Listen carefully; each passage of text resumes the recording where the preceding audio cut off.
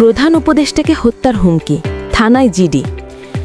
বিদেশি নম্বর থেকে প্রধান উপদেষ্টা ডক্টর মোহাম্মদ ইউনুস ও শরীয়তপুরের জাজিরা থানার ভারপ্রাপ্ত কর্মকর্তা ওসি মোহাম্মদ মাইনুল ইসলামকে হত্যার হুমকি দেওয়া হয়েছে। এই ঘটনায় শুক্রবার ৩ অক্টোবর একটি সাধারণ ডায়েরি বা জিডি করেন জাজিরা থানার ওসি মাইনুল ইসলাম।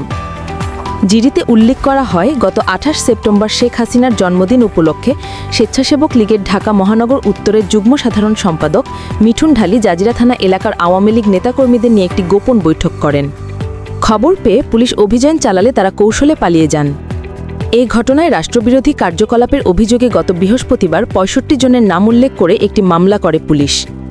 এতে ক্ষিপ্ত হয়ে মামলার ২ নম্বর আসামি মিঠুন ঢালী শুক্রবার ৩ অক্টোবর দুপুরে বিদেশি একটি নম্বর থেকে ওসিকে কল করে তাকে ও প্রধান উপদেষ্টাকে হত্যার হুমকি দেন। এই বিষয়ে ওসি মাইনুল বলেন, মিঠুন ঢালী নিষিদ্ধ হওয়া সংগঠনের কিছু নেতাকর্মী নিয়ে এলাকার বিশৃঙ্খলা সৃষ্টির চেষ্টা করেছেন, বিদেশি নম্বর থেকে হত্যার হুমকিও দিয়েছেন। বিষয়টি তিনি ঊর্ধ্বতন কর্মকর্তাদের জানিয়েছেন। তাদের পরামর্শে একটি জিডি করা হয়েছে। অভিযুক্তকে গ্রেফতারে পুলিশ কাজ করছে।